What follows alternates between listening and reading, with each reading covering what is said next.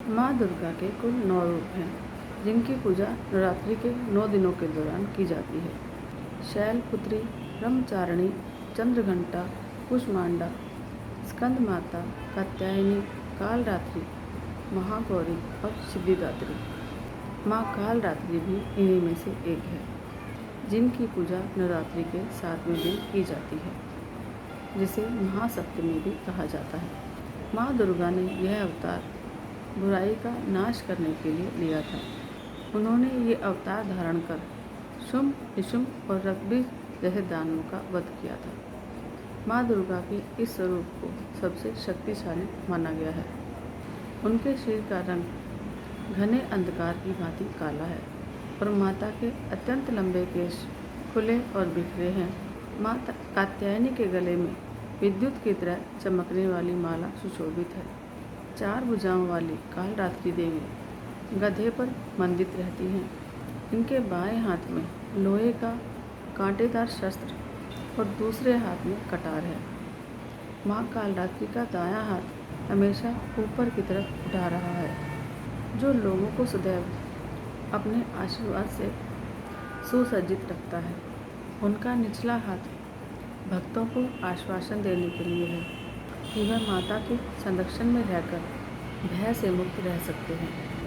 माता को गुड़ का भोग सबसे ज़्यादा प्रिय है और उन्हें लाल रंग के पुष्प और लाल रंग के वस्त्र और रात की रानी के फूल अत्यंत प्रिय हैं। एक बार दैत्य शुंभ, निशुंभ और रक्तबीज ने अपना आतंक तीनों लोकों में फैलाना शुरू कर दिया था। उस वक्त सभी देवगण भगवान शिव के पास गए। जब भगवान शिव ने सभी देवताओं को चिंतित देखा तो उनसे उनकी चिंता का कारण पूछा। तब देवताओं ने भोलेनाथ से कहा, हे भोलेनाथ, शुंभ, निशुंभ और रक्तबीज नामक दानवों ने अपने उत्पात से हम सबको परेशान करके रखा है। कृपया करके हमारी मदद करें। यह सुनते ही भोलेनाथ ने अपने पास बैठी माता पार्वती की तरफ देखा और उनसे उन दानवों का वध करने की प्रार्थना की। भगवान शंकर की विनती सुनकर देवी पार्वती ने उनके सामने नतमस्तक होकर उनका आशीर्वाद लिया और वहां से जाने की आज्ञा मांगी और दानवों का वध करने निकल पड़ी। माता पार्वती ने दानवों का वध करने के लिए माँ दुर्गा का रूप धारण किया। इस रूप में वह सिंह पर सवारी करती हुई अति मनमोहक और शक्तिशाली प्रतीत हो रही थी। माता को देख सभी राक्षस अचंभित हो गए। उन तीनों ने माता के साथ घमासान युद्ध किया। अपना पूरा बल लगाने के बाद भी वे माता के सामने टिक नहीं पाए। आदिशक्ति ने शुंभ और निशुंभ का वध कर दिया। इसके बाद माँ ने रक्तबीज के साथ युद्ध करना शुरू किया। रक्तबीज कोई मामूली दानव नहीं था। उसने कठोर तपस्या कर ब्रह्मा जी से अमर होने का वरदान हासिल कर लिया था। ब्रह्मा जी ने उसे यह वरदान दिया था कि जब भी उसे कोई मारने का प्रयत्न करेगा, तब उसके शरीर से निकली हुई खून की बूंदें जैसे ही धरती को स्पर्श करेंगी, वैसे ही अनेक रक्तबीजों का जन्म होगा।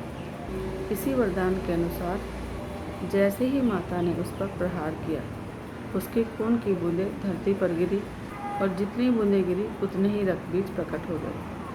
उसी क्षण माता ने कालरात्रि का रूप धारण कर लिया। माँ दुर्गा के शरीर से एक ऊर्जा का संचार हुआ और माँ कालरात्रि का निर्माण हुआ। भले ही वो दानव बहुत शक्तिशाली था, परंतु माता से जीत पाने का सामर्थ्य उसमें नहीं था। माँ कालरात्रि ने रक्तबीज को अपनी कटार से मार गिराया और जैसे ही उसके शरीर से खून बहने लगा, उन्होंने उसका रक्तपान कर लिया। माँ कालरात्रि की पूजा सप्तमी के दिन करने के पीछे एक बहुत बड़ा कारण है। कहा जाता है कि 6 दिन देवी की पूजा करने के बाद 7वें दिन हमारा मन सहस्त्रार चक्र में स्थित होता है। इस चक्र में हमारा मन सबसे साफ और शुद्ध स्थिति में होता है।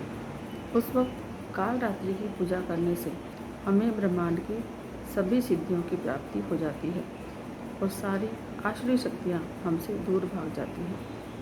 माँ कालरात्रि का मंत्र इस प्रकार है, ओम देवी कालरात्रि नमः। अर्थात ओम के समान निर्विकारी माँ काल रात्रि दुख रूपी अंधकार का नाश करने वाली है। दुष्टों और राक्षसों का नाश करने वाली माँ हम सबका कल्याण करें।